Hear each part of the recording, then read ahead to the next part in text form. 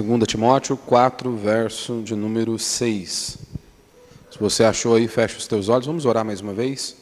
Pedir que o Senhor fale conosco por meio da sua palavra. Senhor Deus e Pai, nós oramos a Ti mais uma vez. Eu clamo a Tua presença, o Teu Santo Espírito, ó Pai, que de fato o Senhor possa mover, ó Pai, nesta noite, nas nossas vidas, trazendo, ó Pai, clareza, revelação, entendimento, ó Pai, sobre a Tua palavra, para que possamos sair daqui diferentes da forma que nós entramos. Que a verdade, ó Pai, que for pregado, ó Pai, nesta noite, possa florescer nas nossas vidas, possa frutificar, ó Pai, nas nossas vidas. Que possamos sair daqui com uma outra perspectiva, possamos viver a nossa vida para a glória do Senhor, para que o Teu nome seja exaltado por meio da nossa existência. Amém. 2 Timóteo capítulo 4, verso de número 6. Nós vamos ler aí do verso 6 até o verso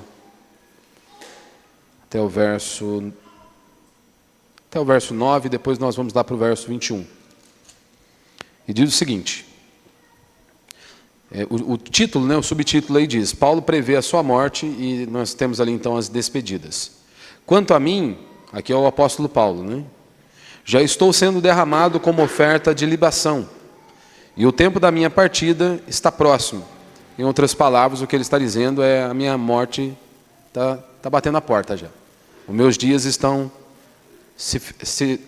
chegando ao fim, já estão se concluindo. E ele diz aquela frase que nós ouvimos muito no velório, Combati o bom combate, terminei a carreira e guardei a fé. Desde agora a coroa da justiça está me reservada, a qual o Senhor, o justo juiz, me dará naquele dia, e não somente a mim, mas a todos os que amarem a sua vinda. Procura visitar-me em breve, pois Demas, por amar este mundo, abandonou-me. Ele partiu para Tessalônica. E aí agora vamos lá no verso 11. Só Lucas está comigo. E aí ele pede para trazer algumas pessoas. E no verso 21, mais uma vez ele enfatiza essa importância de Timóteo vir rápido ter com ele. E ele diz: apressa-te e vem antes do inverno. Até aí. Então o tema da minha mensagem hoje é o que realmente importa, no final da vida. E eu quero iniciar esse sermão da seguinte maneira, trazendo mais uma vez uma verdade que muitas vezes nós esquecemos. E eu quero reafirmar esta verdade a todos nós que estamos aqui. Independente da sua idade, você pode ser jovem, independente do mais novo que esteja aqui nesse culto hoje, até o mais velho, você precisa estar ciente, você vai morrer. Só que nós temos esse conhecimento, de fato? Será se nós temos essa perspectiva que um dia a nossa vida vai cessar, o seu fôlego vai cessar, a cortina da vida vai se fechar para você? E por que é tão importante nós termos isso muito claro nas nossas vidas? Porque se eu tenho essa certeza que a cortina da vida pode se fechar a qualquer momento para mim, pode ser essa noite ou após sair deste culto, todos nós que estamos aqui estamos sujeitos a isso. Se eu vivo com essa perspectiva, os meus dias podem cessar a qualquer momento, isso vai me levar a uma indagação, uma pergunta. Eu estou vivendo hoje à luz daquilo que realmente importará no final das contas? Você deve se perguntar. Você está vivendo hoje à luz daquilo que realmente importará no final dos dias, no final dos seus dias, ou seja, no final da sua vida? Porque nesta porção aqui que nós iremos meditar nesta noite, Paulo ele está nos mostrando exatamente isso. Ele está mostrando o que realmente importa no final da vida.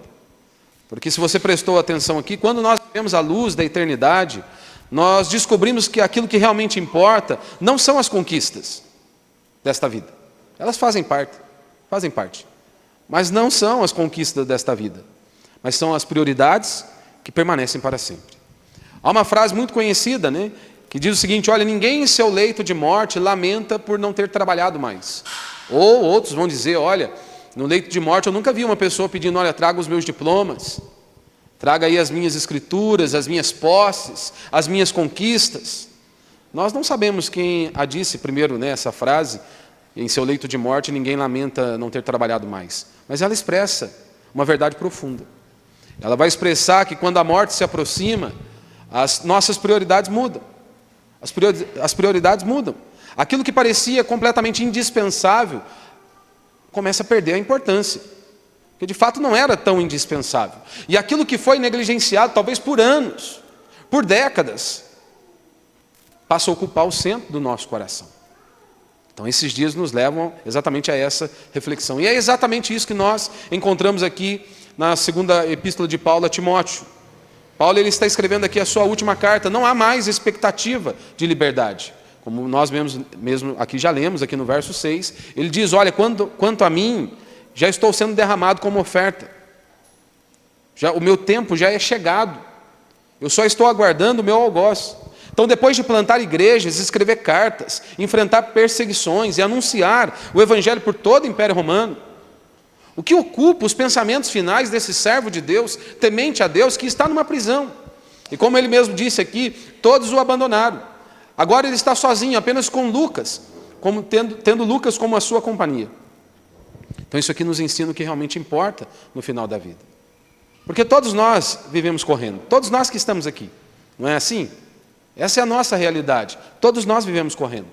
Corremos para trabalhar, corremos para pagar as contas, corremos para resolver os problemas, corremos atrás da estabilidade financeira, corremos atrás do reconhecimento, corremos atrás dos sonhos, vivemos na geração da velocidade.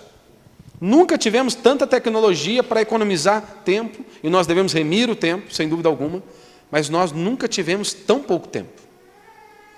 Basta você perguntar a qualquer pessoa, como que você está? Como é que está a vida? Como é que está a sua vida? A resposta normalmente é a seguinte, na correria. Ou seja, parece que viver ocupado se tornou sinônimo de viver importante. Eu estou na correria. Mas aqui nós temos um problema, existe um problema. É possível você correr muito, e está correndo muito, mas você pode estar correndo na direção errada. É possível você conquistar muitas coisas e perder aquilo que realmente importa, como o próprio Cristo já nos advertiu, que aproveita o homem ganhar o mundo inteiro e perder a sua alma. Então há momentos em que Deus nos faz parar para reorganizar as nossas prioridades. E é exatamente isso que acontece aqui em 2 Timóteo, como nós acabamos de ler. Esta aqui não é mais uma epístola do apóstolo Paulo. Não, ela é a última carta escrita pelo apóstolo Paulo. Ele está preso. E diferente da primeira prisão, agora não há mais expectativa de liberdade, ele mesmo já escreveu isso. O tempo da minha partida chegou. 2 Timóteo 4,6. Ele sabe que vai morrer em breve. E morrerá em breve. É interessante observar uma característica das pessoas que elas sabem que o tempo está curto, que o tempo e os dias dela estão acabando. Elas deixam de falar sobre aquilo que é superficial. Elas passam agora a enfatizar aquilo que de fato é essencial, aquilo que realmente importa. Tanto que Paulo, ele diz aqui, olha, apressa-te a vir antes do inverno. Paulo não estava preocupado apenas com a questão do clima. O que Paulo estava mostrando é que o inverno aqui era uma figura de limitação do tempo. Pode ser, Timóteo, se você demorar muito, pode ser que você não me encontre nem vivo. Então apressa-te em vir. Então eu quero destacar aqui 3 princípios de maneira breve, para que eu e você possamos refletir na nossa existência hoje. Primeiro, no final da vida nós descobrimos que as pessoas são mais importantes do que as coisas.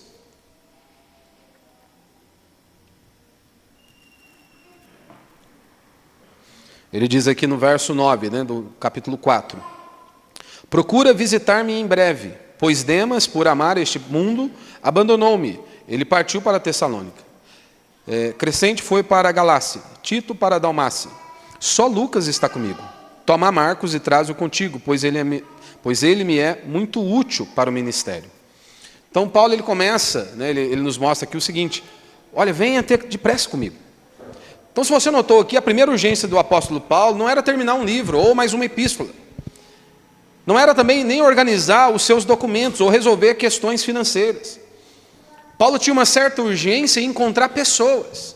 E aqui no caso mais específico, Timóteo, que ele inicia a epístola falando muito bem sobre Timóteo, quem de fato era Timóteo, o que Timóteo representava a ele.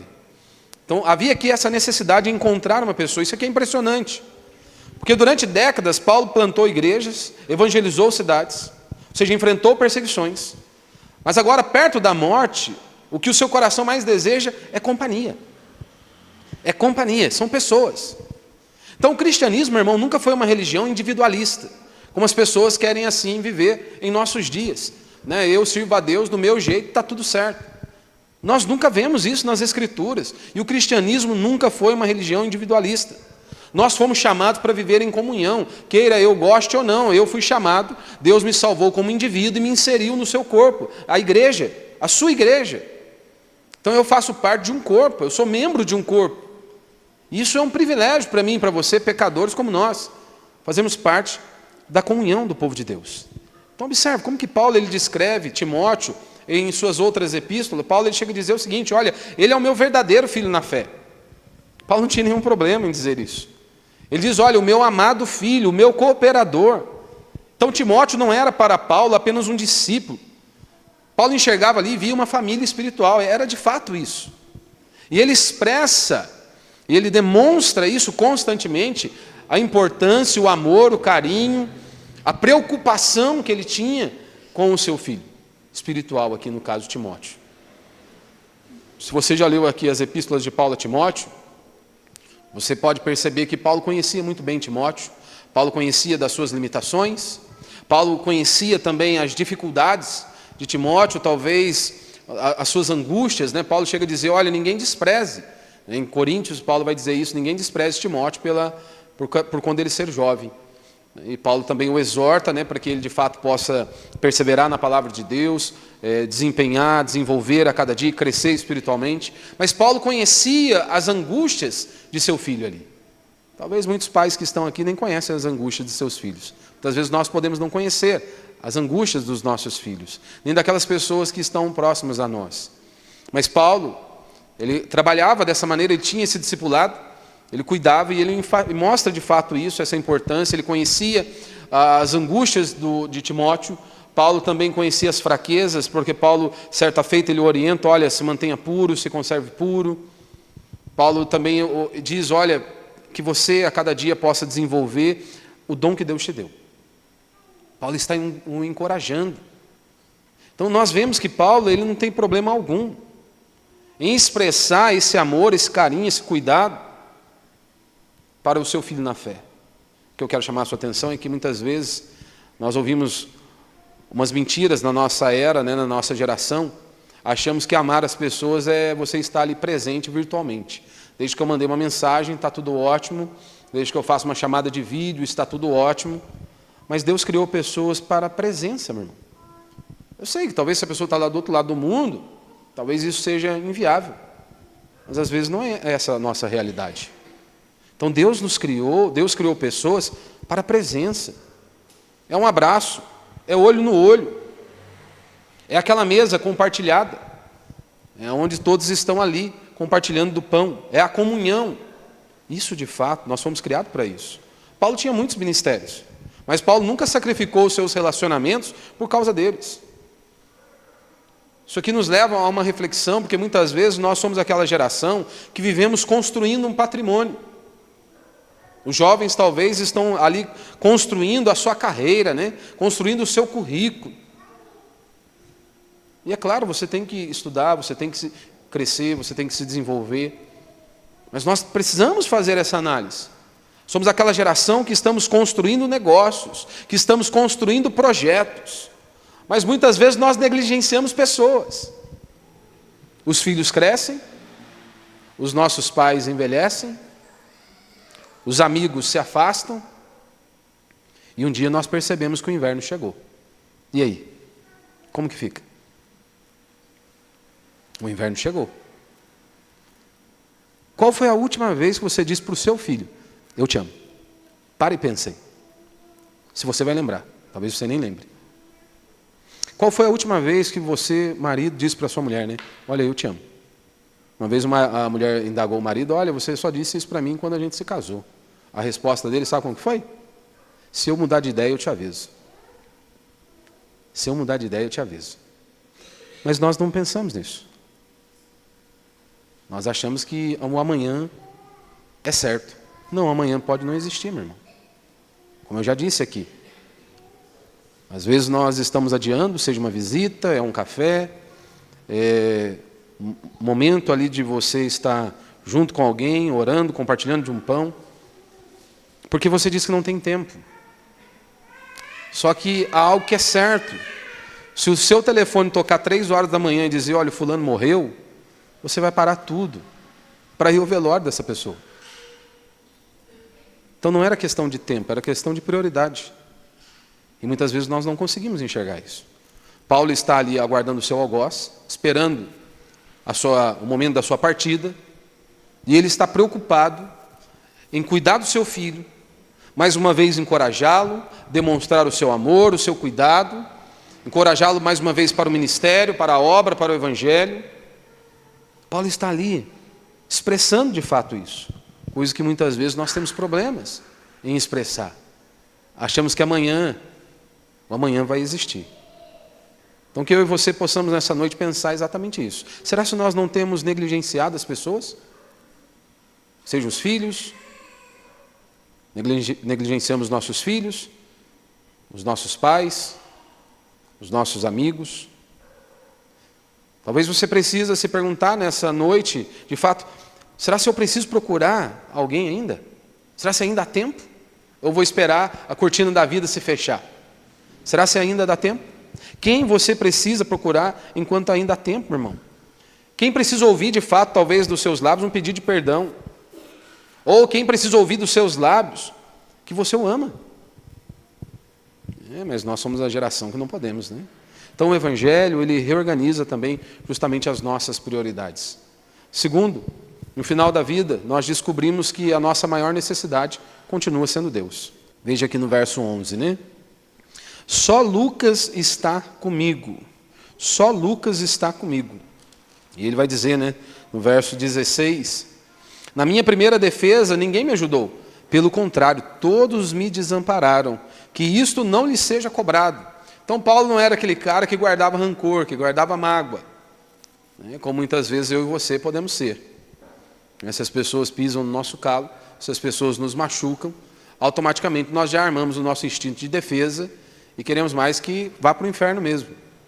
Paulo ele não trabalhava com essa perspectiva. Ele diz, olha, que eles não sejam cobrados, né? Que Deus não lhes cobre por isso. E ele vai dizer, mas o Senhor esteve ao meu lado e me fortaleceu, para que por meu intermédio a pregação fosse anunciada e todos os gentios a ouvissem. E fui livrado da boca do leão. O Senhor me livrará de toda obra má e me levará a salvo para o seu reino celestial. A Ele seja a glória para todos sempre. Amém.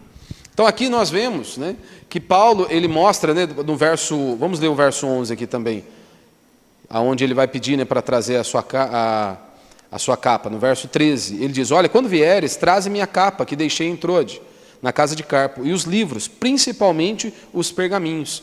Então aqui talvez seja um dos pontos mais humanos, escrito aqui pelo apóstolo Paulo.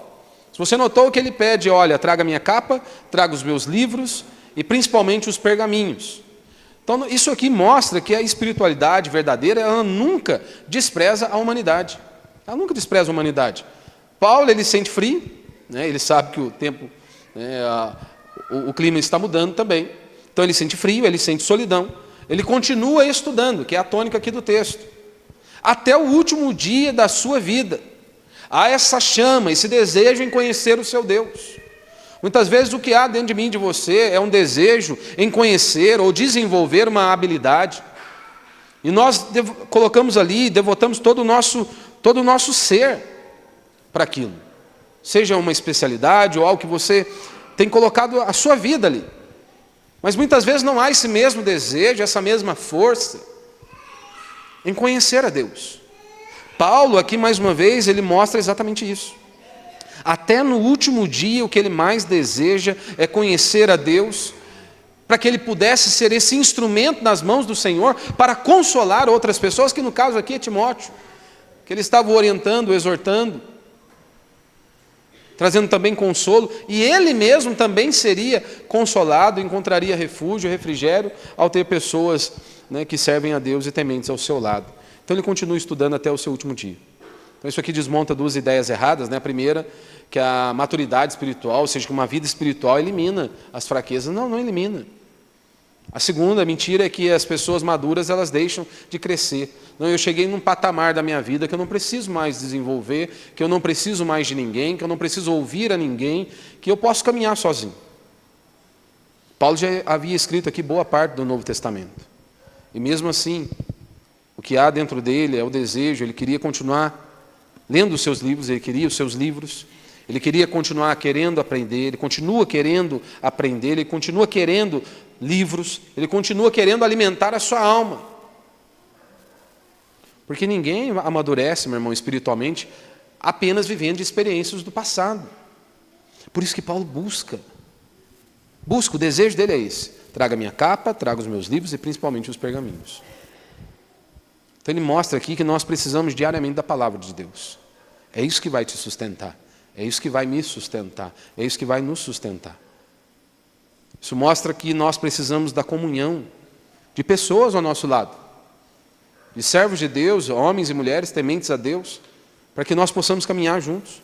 É importante. Paulo, em outra ocasião, ele vai dizer o seguinte: fulano me é uma espécie de lenitivo, era uma espécie de calmante. Todas as vezes que Paulo vai falar sobre a igreja de Cristo, se você já leu as suas epístolas, você pode perceber a alegria que ele fala dos seus irmãos. E você acha que aquelas pessoas não tinham falhas? Claro que elas tinham. Pessoas difíceis de lidar. E mesmo assim, Paulo, ele se alegrava, ele se regozijava em Deus. Ele chega aqui a dizer em sua epístola a Timóteo que ele dava graças a Deus por Timóteo. E ele chega a dizer: olha, eu me lembro, Timóteo, das suas lágrimas, das suas angústias, das suas aflições, mas eu lembro também da sua fé, uma fé genuína. E ele vai citar os avós, né, a avó e a mãe de Timóteo, que Timóteo também tinha uma fé muito parecida com da sua avó e de sua mãe. Paulo mostra exatamente isso. Então nós precisamos da comunhão, nós precisamos da oração, nós precisamos da graça de Deus. Hoje muitos se esfriam espiritualmente, não porque Deus mudou, mas é porque eles mesmos deixaram de alimentar o coração. Tem gente que cuida muito bem da sua alimentação. Você deve cuidar. O seu corpo, todo o seu ser deve ser para a glória de Deus. E nós devemos nos esforçar para isso. Tem gente que não tem nenhum problema, ele cuida muito bem da alimentação. Seja por meio de uma academia, ele cuida muito bem do seu patrimônio, mas ele negligencia completamente a sua alma. Não há alimento algum para a sua alma. E nenhum cristão vai permanecer firme sem aquecer diariamente o seu coração diante de Deus. Se ele não estiver ali prostrado diante de Deus, alimentando da palavra de Deus, sendo revigorado por meio das Sagradas Escrituras. Então Paulo, mais uma vez, ele traz isso, a evidência, a importância, né, que tudo na nossa vida é Deus. O que realmente importa na nossa existência é Deus e as pessoas, meu irmão. Deus em primeiro lugar e as pessoas que Ele colocou ao nosso lado. E se nós perdemos esse referencial, nós estamos perdidos. Terceiro e último princípio aqui: no final da vida nós descobrimos que somente o Evangelho permanece. Verso 8, do capítulo 4. Vamos ler do verso 6 ao verso 8. E ele diz: olha, quanto a mim, já estou sendo derramado como oferta de libação, e o tempo da minha partida está próximo. Combati o bom combate, terminei a carreira, guardei a fé. Desde agora a coroa da justiça está me reservada, a qual o Senhor, o justo juiz, me dará naquele dia, e não somente a mim, mas a todos os que amarem a sua vinda. Verso 17. Mas o Senhor esteve ao meu lado e me fortaleceu, para que por meu intermédio a pregação fosse anunciada e todos os gentios a ouvissem. E fui livrado da boca do leão. O Senhor me livrará de toda obra má e me levará salvo para o seu reino celestial. A Ele seja a glória para todo sempre. Amém. E o verso 22 ele repete, né? Ele vai dizer: o Senhor seja o teu espírito, graça seja convosco. Então Paulo sabia, o seu ministério estava chegando ao fim. O seu ministério estava se encerrando. Mas Paulo, ele enxergava, ele tinha uma perspectiva infinitamente maior, que nada se resume a nós mesmos. Esse talvez seja um dos nossos problemas, né? Nós achamos que tudo se resume à nossa vidinha. Estamos preocupados apenas com o nosso próprio umbigo. Se a nossa casa está bem, se a minha vidinha está bem, problema, o restante, isso aí não é problema meu. Paulo, ele enxergava, ele ia muito além disso, como todo servo de Deus. Ele sabia que o Evangelho precisava ser anunciado, a palavra de Deus precisava ser pregada, o reino de Deus precisa ser anunciado. E ele não está firmado em um homem. Pessoas são levantadas, são instrumentos de Deus, são apenas instrumentos nas mãos do Senhor. E geração após geração isso deve ser levado, deve ser passado esse conhecimento, passado a mensagem do Senhor, e que de fato a cada geração que se levante nós possamos transmitir esse legado. E é exatamente o que Paulo ele está fazendo. Ele sabia, ele tinha esse conhecimento, que o seu ministério estava chegando ao fim, mas que o evangelho não podia parar em hipótese alguma. Por isso Timóteo precisava chegar, Paulo precisava ajustar alguns pontos. Como eu já disse, Paulo sabia das dificuldades que Timóteo enfrentava, justamente por ser novo, né, por ter pouca idade. Mas Paulo ele enfatiza ali que era um homem de fé, que era um servo de Deus, fiel a Deus. Paulo conhecia muito bem Timóteo, então ele queria mais uma vez encorajá-lo e mostrar a importância que o reino de Deus precisa ser pregado, que o evangelho precisa ser anunciado, independente das nossas circunstâncias. Então Timóteo precisava vir, chegar logo, não apenas para visitá-lo, mas para que ele pudesse receber esse legado e dar sequência nessa missão de levar o evangelho de nosso Senhor Jesus Cristo. O objetivo era que ele continuasse. Esse sempre foi o plano de Deus. É uma geração discipulando a outra, é uma geração transmitindo conhecimento a outra. Não é isso que nós vemos? Os servos de Deus sempre foram assim. É um preparando o outro.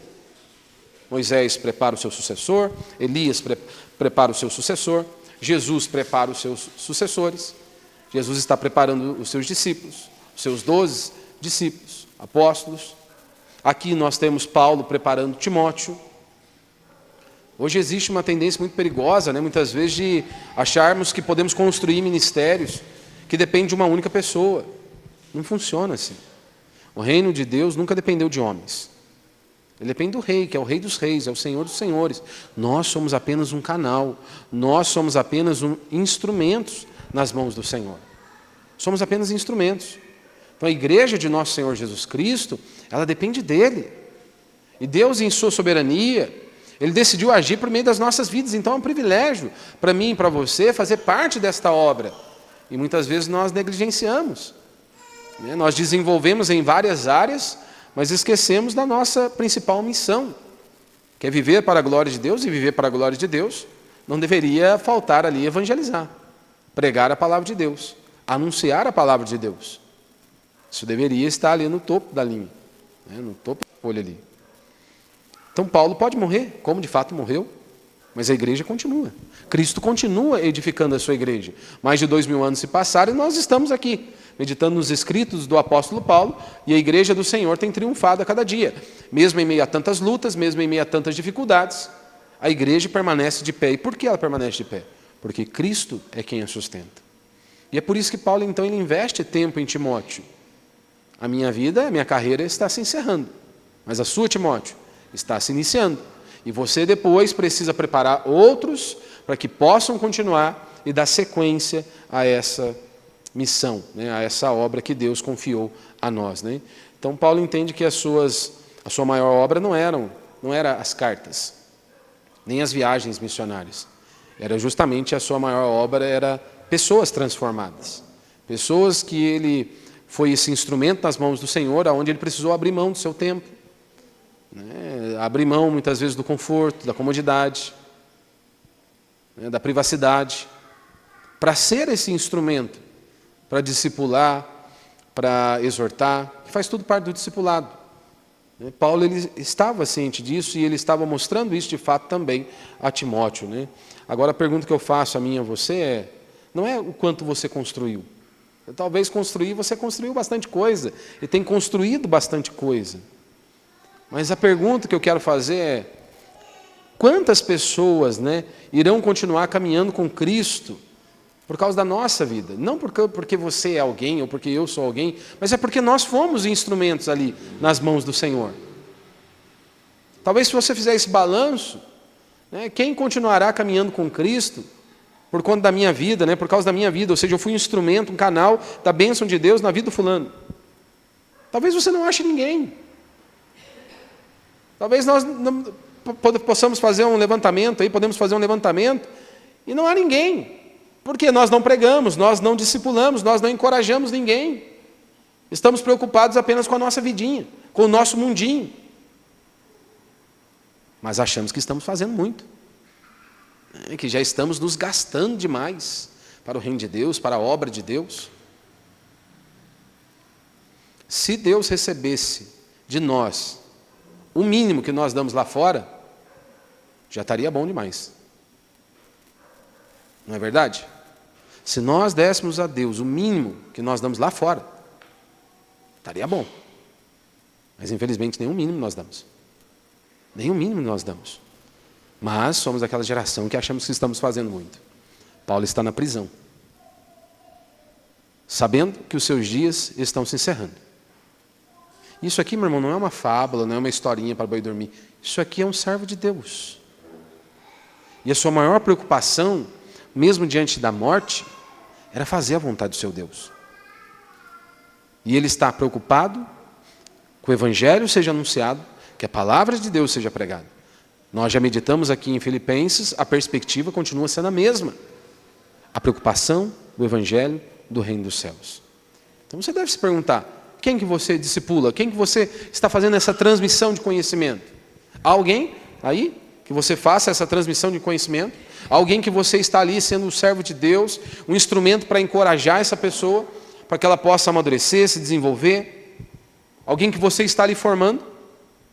Nós, como pais, nós devemos nos perguntar, nós devemos nos lembrar, nós não estamos apenas criando filhos, nós deveríamos estar formando ali adoradores, homens e mulheres tementes a Deus, porque não adianta nada você formar um filho engenheiro, seja lá o que for, ele pode ter vários diplomas, mas se ele não conhece a Deus, acabou. Do que adianta o homem ganhar o mundo inteiro e perder a sua alma? Mas infelizmente hoje os crentes eles continuam também, eles ainda estão com essa perspectiva. E não há nenhum problema que ele faça, que ele se desenvolva, que ele cresça. Mas o motivo principal, né, o nosso maior alvo deveria ser que meu filho conheça a Deus, em primeiro lugar. Porque se o seu filho conhecer a Deus, você pode ter certeza que ele vai ser um bom funcionário, ele vai ser um bom patrão, ele vai ser um bom pai, ele vai ser um bom filho, vai ser um bom esposo, uma boa esposa. Porque o princípio é o temor do Senhor. Se não há temor a Deus, esquece. Então nós deveríamos olhar para os nossos filhos e pensar nisso. Será que eu estou formando aqui um adorador, um servo de Deus? Uma serva de Deus? Um líder lá na frente, um pastor? Um instrumento nas mãos do Senhor? Nós temos que enxergar que nós não estamos apenas organizando, né, ministério. Nós estamos preparando uma nova geração. Agora, se essa geração que está sendo preparada, se está sendo preparada, for superficial, ela vai sucumbir diante da primeira adversidade. Então, meu irmão, todos nós temos pressa. Essa é a realidade. A questão nunca foi essa. A questão é que nossa pressa, ela revela o que realmente governa o nosso coração. A nossa pressa revela o que realmente governa o nosso coração. Há uma pressa que ela destrói, que é essa pressa talvez por dinheiro, a pressa por reconhecimento, a pressa por sucesso. Mas existe aqui uma pressa que é santa. Essa pressa de amar, a pressa de buscar a Deus, a pressa de investir no reino de Deus, porque uma hora o inverno chegará. Uma hora a cortina da vida vai se fechar. Para Paulo, chegou em poucos dias. Para nós não sabemos quando chegará. Eu não sei. Você também não sabe. Deus pode nos dar vários dias, vários anos, mas Ele pode nos dar algumas horas. E aí? E eu quero encerrar da seguinte maneira. Se esta fosse a última semana da sua vida, as suas prioridades mudariam? Seja sincero. Pense aí. Gostaria que você refletisse por um instante. Se esta fosse a sua última semana de vida, as suas prioridades mudariam? Se a resposta for sim, talvez elas já estejam erradas hoje. Se a sua resposta é não, eu preciso mudar, eu não continuaria. Então você precisa avaliar, porque elas podem estar erradas hoje. Existe apenas um homem, meu irmão, que viveu cada segundo da sua vida com as prioridades perfeitamente alinhadas, que foi o nosso Senhor e Salvador Jesus Cristo. Ele nunca correu por ansiedade, ele nunca viveu dominado pela sua agenda, ele nunca perdeu tempo com aquilo que era secundário. Ele viveu cada minuto, cada dia para cumprir a vontade do Pai. Esse era o desejo de nosso Senhor e Salvador Jesus Cristo. No tempo certo, Ele caminhou para Jerusalém. No tempo certo, Ele entregou a sua vida na cruz. No tempo certo, Deus o ressuscitou dentre os mortos. E hoje, Ele chama pecadores como eu e você para uma nova maneira de viver. De vivermos segundo a vontade do nosso Deus e vivermos para a glória do nosso Deus. Então o Evangelho não apenas salva a nossa alma, ele reorganiza, o Evangelho reorganiza também as nossas prioridades. Que Deus possa trazer luz e clareza no meu e no seu coração, para que nós possamos examinar a nossa vida à luz da palavra de Deus. Será que nós temos vivido para aquilo que realmente importa? Então a pergunta ela deixa de ser o que importa no final da vida. A pergunta passa a ser, será que eu estou vivendo hoje à luz daquilo que realmente importará no final? Porque o que ocupará o nosso coração no último dia,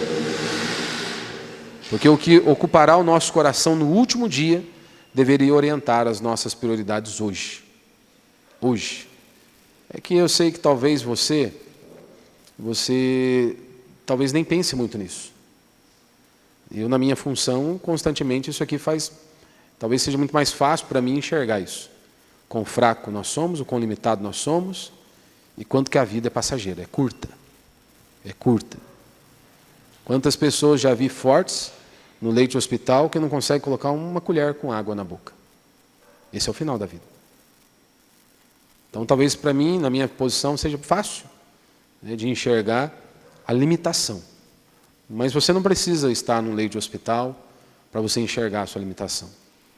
Basta você abrir a sua Bíblia e você ver quão fraco nós somos, quão limitado nós somos e o quanto nós precisamos de Deus. Que Deus tenha misericórdia de nós e opere nas nossas vidas. Vamos ficar de pé, vamos orar a Deus.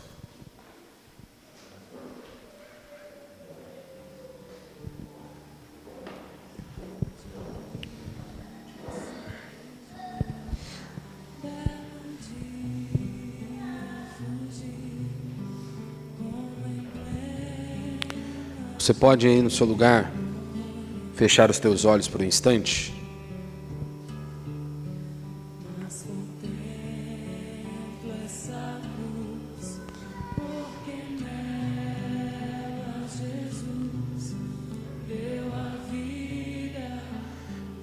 Que nós possamos, com a graça de Deus, refletir nessa mensagem dessa noite. Que nós possamos enxergar e dar valor àquilo que realmente importa. E Paulo nos mostra que as pessoas são mais importantes do que as coisas, do que as conquistas. Paulo estava preocupado em mais uma vez demonstrar o seu amor, o seu carinho, o seu cuidado ao seu filho espiritual, Timóteo. Paulo conhecia o seu filho espiritual. Paulo sabia das suas angústias, das suas dores, das suas limitações. Paulo nos mostra a importância disso, de termos pessoas ao nosso lado e de demonstrarmos que nós amamos essas pessoas. Porque depois não adianta, meu irmão, quando a pessoa tiver lá, o corpo estiver no caixão, não adianta você ficar esmurrando o caixão e dizendo, nossa, eu amo, por que você partiu? Inúmeras vezes já vi isso. Aí quando a mãe estava viva, o pai estava vivo, nunca disse um eu te amo. Nunca demonstrou. Ah, pastor, mas eu nunca recebi isso dos meus pais. Não importa, o seu Deus. Aqui na palavra de Deus, se você já leu a Escritura, nós vemos constantemente Deus mostrando o seu amor para o seu povo. Então, se você não teve isso dos seus pais, você pode aprender com o seu Deus. Deus constantemente mostra, revela o seu amor por nós, não é? Pelo seu povo. Constantemente, meu irmão. Constantemente. Então, nós também deveríamos expressar isso. Nós deveríamos expressar. Porque o amanhã pode não chegar, meu irmão. E se o amanhã eu digo, eu amo, eu te amo, você é importante para mim, pode não existir. Pode não existir.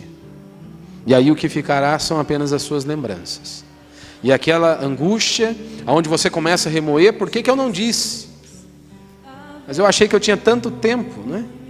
Não, o tempo às vezes, nós não temos todo esse tempo que imaginamos. Que nós nos lembremos que o que realmente importa é Deus.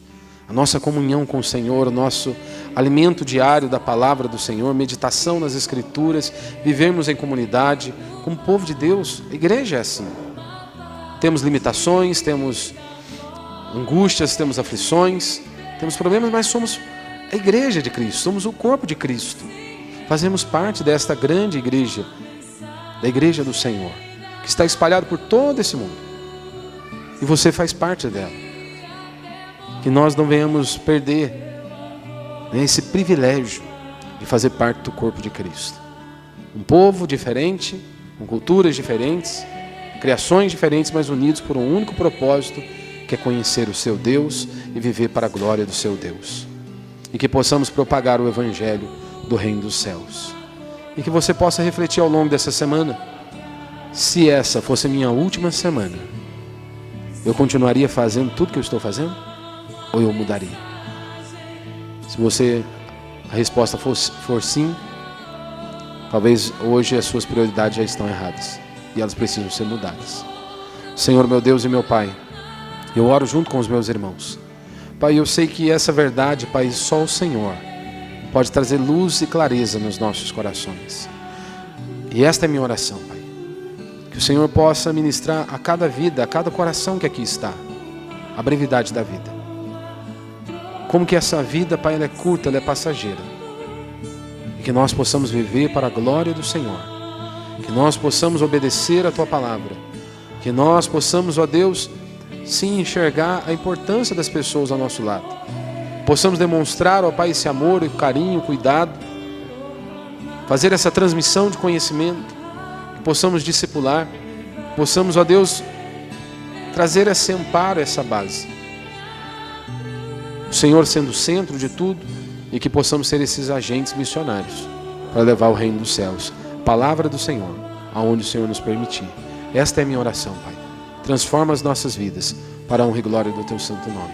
Que a mão do Senhor e a bênção do Senhor esteja sobre a sua vida, meu irmão. E no nome de Jesus. Amém? Nós estamos encerrados. Despeça aí do seu irmão com a graça e com a paz do Senhor.